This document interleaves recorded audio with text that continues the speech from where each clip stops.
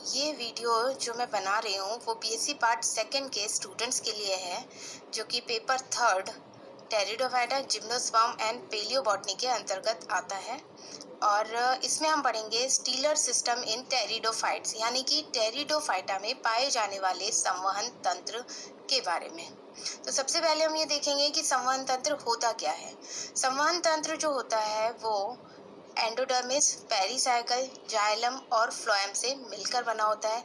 और ये चारों चीज़ें जो होती है वो किसी भी स्तंभ या रूट के आंतरिक संरचना का निर्माण करती है। तो इस डायग्राम में जैसे हम दिखाई दे रहा है, सबसे बाहर की तरफ ये वाली जो लाइन है ये एपिडर्मिस को शो करती है। फिर बीच का जो पार्ट होता है जिसे कि कॉर्टेक्स या वल्कुट कहा जाता है, और ये लाइन होती है वो एंडोडर्मिस एंड देन पेरिसाइकल और फिर फ्लोएम और जाइलम। सबसे अंदर की तरफ जाइलम का भाग होता है। जाइलम और फ्लोएम ये अपने भोजन और पानी को जड़ से लेके पत्तियों तक संचित संवहन का कार्य करते हैं।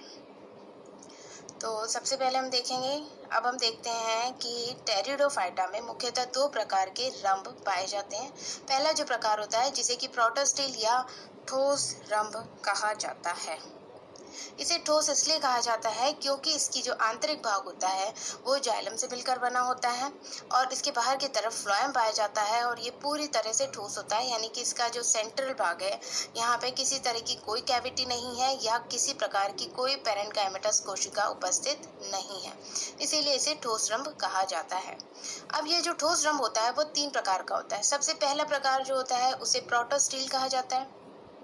प्रोटोस्टिल जैसा कि डायग्राम में मैं बता चुकी हूँ, इसमें अंदर की तरफ जाइलम होता है, बाहर की तरफ फ्लोएम होता है, फिर पेरिसाइकल और फिर एंडोडर्मिस उपस्थित होती है। ये इस प्रकार का जो प्रोटोस्टिल होता है वो टेरिडोफाइटा के राइनिया और सेलेजिनेला में पाया जाता है। राइनिया जो होता है वो एक फॉसिल टेरिडोफाइट है, जबकि सेलेजिनेला जो है वो एक लिविंग टेरिडोफाइट है। अब आते हैं कि इसे जो प्रोटोस्टिल होती है इसे हैप्लोस्टिल भी नाम दिया जाता है। कहीं कहीं बुक्स में इसे हैप्लोस्टिल का नाम दिया जाता है, जो इसका पहला प्रकार है वो। अब आते हैं हम इसके दूसरे प्रकार के बारे में। दूसरा प्रकार होता है जिसे कहा जाता है एक्टिनोस्टिल। इसे एक्टिनोस्टिल इसलिए कहा जाता है क्योंकि इसमें जाइलम और फ्लोएम जो है वो तारे की आकृति में होते हैं। तारे की आकृति में होने का मतलब यहाँ पे इस तरह के उभार है, फिर ये खांच जैसी संरचना है और फिर से उभार है, तो इसी वजह से इसे एक्टिनोस्टिल कहा जाता है। इस प्रकार का जो स्टील होता है वो लाइकोपोडियम, सेरेटम और साइलोटम के अंदर पाया जाता है। यहाँ हम देखेंगे कि ताराकार आकृति का जो उभार वाला पार्ट है यहाँ पर प्रोटोजाइलम उपस्थित होता है, और जबकि बाकी जगह पे यानी कि सेंटर वाला जो भाग है वहाँ पर मेटाजाइलम उपस्थित होता है। अब हम देखेंगे कि प्रोटोजाइलम क्या होता है और मेटाजाइलम क्या होता है। तो प्रोटोजाइलम वो टिश्यू होते हैं जो जाइलम का निर्माण होते टाइम बाद में बनते हैं, आदि दारू और अंत आदि दारू। प्रोटोजाइलम जो होते हैं वो छोटी कोशिकाएं होती हैं, जबकि जो मेटाजाइलम की कोशिकाएं होती हैं वो बड़ी कोशिकाएं होती हैं, यानी कि वो मेटाजाइलम मैच्योर कोशिकाएं हैं, जबकि प्रोटोजाइलम जो है वो नई बनी हुई कोशिकाएं हैं, इसीलिए वो छोटी कोशिकाएं होती हैं। ये हो गया दूसरा प्रकार। अब आता है तीसरा प्रकार। तीसरा प्रकार है प्लेक्टोस्टील। प्लेक्टोस्टील का मतलब होता है कि इसके अंदर प्लेट नुमा आकृति में जाइलम पाया जाता है। इस डायग्राम में हम देख सकते हैं ये एक प्लेट है, ये दूसरी प्लेट है, ये थोड़ा सा जाल सा बना हुआ है, कहीं कहीं पर इसका जाल बना रहता है, और इनके बीच की जो जगह है वहाँ पर फ्लोएम उपस्थित है। साथ ही जो ये प्लेट है इसका किनारे वाला पार्ट यहाँ पर और यहाँ पर प्रोटोजाइलम उपस्थित है, जबकि बीच वाला जो पार्ट है वो मेटाजाइलम उपस्थित है। इस प्रकार का जो स्टील होता है वो लाइकोपोडियम सरनम के अंदर पाया जाता है। ये तो था ठोस रंभ के बारे में जानकारी। अब हम आते हैं इसके दूसरे प्रकार के बारे में। तो इसका जो दूसरा प्रकार होता है उसे नाल रंभ कहा जाता है। नाल रंभ को साइफोनोस्टील कहा जाता है। इसे साइफोनोस्टील इसलिए कहा जाता है क्योंकि इसका जो केंद्र वाला भाग है, जो यहाँ पे जिस पे पित्त लिखा हुआ है, यहाँ पे ये सॉलिड ना होकर पेरेन्काइमेटस कोशिकाओं से मिलकर बना होता है। पेरेन्काइमेटस कोशिकाएं उतनी सॉलिड नहीं होती जितनी जाइलम और फ्लोएम की कोशिकाएं होती हैं, इसीलिए इसे साइफिनोस्टील या नालरम कहा जाता है।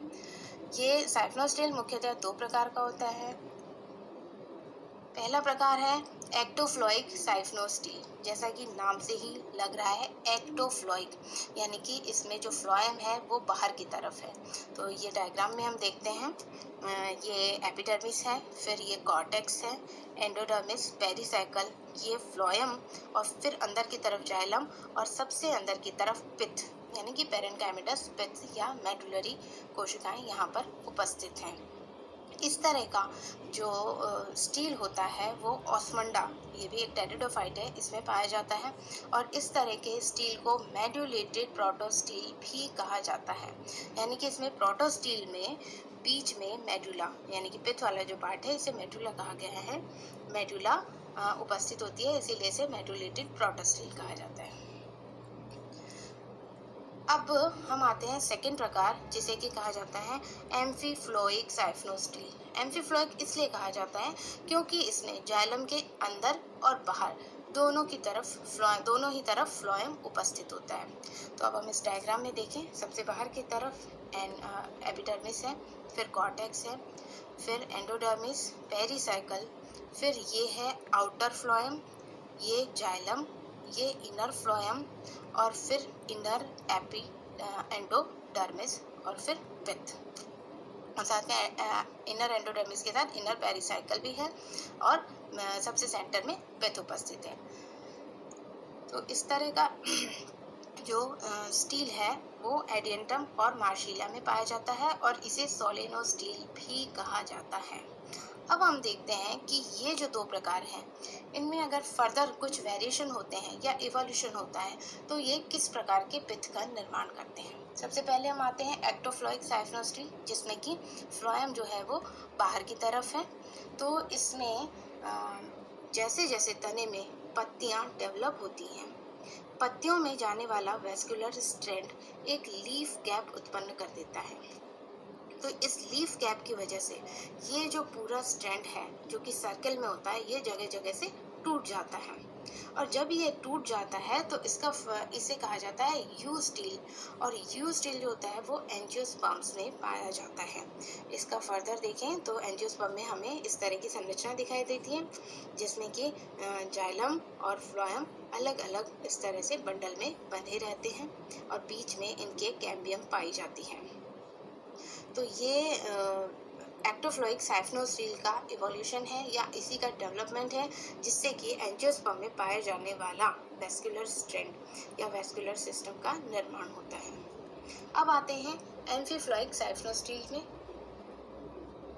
एम्फीफ्लोइक साइफिनोस्टील जो होता है, इसमें फर्दर इसी तरह से लीफ गैप उत्पन्न होते हैं जगह जगह पर, और जिसकी वजह से क्या होता है कि ये पूरा स्टील जो होता है वो अलग अलग टुकड़ों में डिवाइड हो जाता है, लेकिन ये प्रत्येक टुकड़ा जो विभक्त हो गया है इसकी अपनी खुद की पेरिसाइकल और एंडोडर्मिस उपस्थित होती है, और इस प्रत्येक एक टुकड़े को मेरी स्टील कहा जाता है।